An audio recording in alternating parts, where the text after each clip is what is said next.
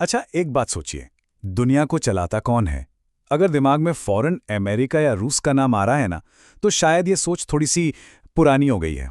आज की दुनिया वो एक शतरंज के खेल की तरह है जहां कई नए और बहुत पावरफुल खिलाड़ी मैदान में उतर आए हैं। तो चलिए, आज इन्हीं नए किंग मेकर्स की कहानी को समझते हैं। तो फिर असली सवाल तो यही है, आज की तारीख में दुनिया पर राज किसका है? क्या कोई एक देश है या फिर कोई बहुत बड़ा शक्तिशाली ऑर्गेनाइजेशन?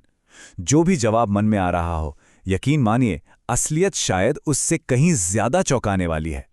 देखिए, सच तो ये है कि वो एक अकेले सुपर हीरो वाला जमाना अब खत्म हो रहा है। दुनिया अब एक टीम जैसी बन गई है, जहां पावर किसी एक कैप्टन के हाथ में नहीं है, बल्कि कई जरूरी प्लेयर्स में बट गई है। तो फिर देर किस बात की? चलिए मिलते हैं इन्हीं खिलाड़ियों से। हमारी लिस्ट में जो पहला खिलाड़ी है वो है यूरोपियन यूनियन। ये एक ऐसा कमाल का संगठन है जिसे उन देशों ने मिलकर बनाया है जो सदियों तक एक दूसरे के खून के प्यासे थे। जी हाँ, इसकी कहानी शुरू होती है सेकेंड वर्ल्ड वॉर की तबाही और राख से। ये जो टाइमलाइन है ना, ये दिखाती है कि कैसे दुश्मन दोस्त बने। देखिए, शुरुआत हुई कोयले और स्टील जैसे रिसोर्सेज को शेयर करने से। आइडिया सिंपल था, अगर रिसोर्स सबके होंगे तो लड़ाई कौन करेगा। बस धीरे धीरे ये इकोनॉमिक पार्टनरशिप एक पॉलिटिकल यूनियन में बदल गई और फाइनली 1992 में जन्म हुआ यूरोपियन यूनियन का, और कुछ ही सालों में उनकी अपनी करेंसी यूरो भी आ गई। यूरोपियन यूनियन को सिर्फ एक ऑर्गेनाइजेशन समझने की गलती मत कीजिएगा। ये लगभग एक सुपर स्टेट जैसा है।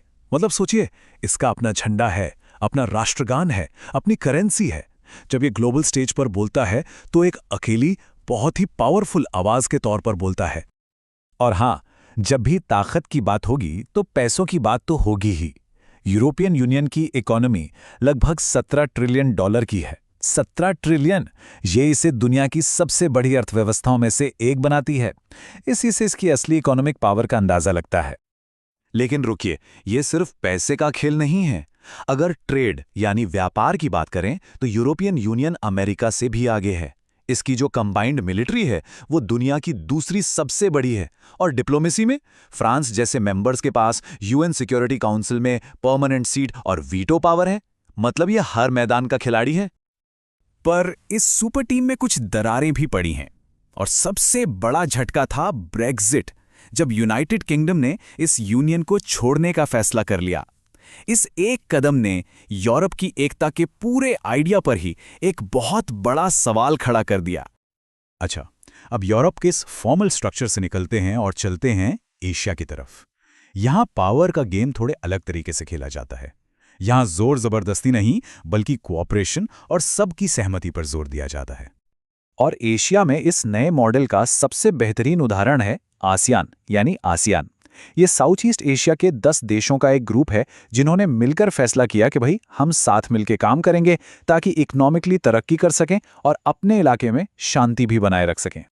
आसियान की जो कामयाबी है ना, वो 3 मजबूत पिलर्स पर टिकी है। पहला है सिक्योरिटी कम्युनिटी, जिसका काम ये देखना है कि मेंबर देश आपस में लड़े नहीं। दूसरा है इकोनॉमिक कम्युनिटी, जो मिलकर बिजनेस और ट्रेड को आसान बनाती है। और तीसरा है सोशियो कल्चरल कम्युनिटी, जो लोगों को एक दूसरे के करीब लाती है। आसियान की सबसे खास बात है उसका काम करने का तरीका, जिसे आसियान वे या आसियान शैली कहते हैं। इसका सीधा सा मतलब है टकराव से बचो और हर मसले को दोस्तों की तरह आराम से बातचीत करके सुलझाओ। और शायद यही वजह है कि यह संगठन इतना कामयाब रहा है। लेकिन एशिया में सिर्फ टीम ही नहीं है, यहां कुछ अकेले सुपरस्टार्स भी हैं। जरा जापान को देखिए, कोई खास नेचुरल रिसोर्स नहीं, फिर भी सोनी और टोयोटा जैसे ब्रांड्स के दम पर दुनिया की तीसरी सबसे बड़ी इकोनॉमी बन गया। और फिर है साउथ कोरिया, जिसने कुछ ही दशकों में सैमसंग और ह्यूंडई जैसे बड़े बड़े नाम खड़े कर दिए हैं। इसे हान नदी पर चमत्कार भी कहते हैं। सच में एक चमत्कार ही था। और अब बात करते हैं उस खिलाड़ी की जिसने मैदान में उतरते ही खेल के सारे नियम ही बदल दिए हैं।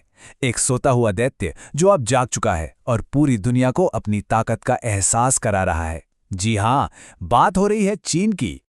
देखिए, 1978 से पहले चीन दुनिया से लगभग कटा हुआ एक बंद इकोनॉमी वाला देश था। लेकिन फिर वहां के लीडर्स को लगा कि अगर गरीबी से बाहर निकलना है तो बदलना तो पड़ेगा। और बस तभी शुरू हुई reform and opening up policy, जिसने चीन की किस्मत हमेशा हमेशा के लिए बदल दी।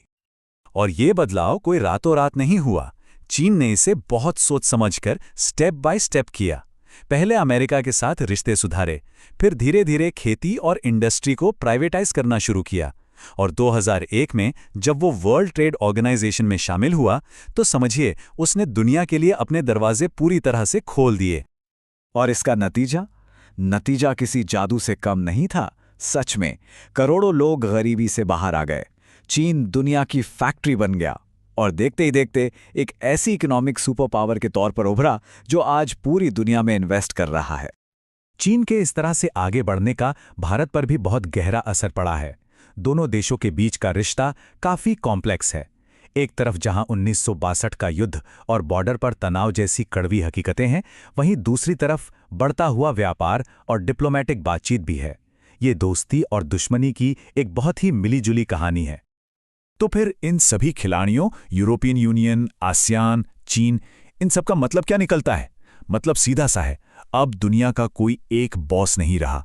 हम एक मल्टीपोलर यानी बहुध्रुवीय दुनिया में जी रहे हैं, जहां पावर कई सेंटर्स में बंटी हुई है।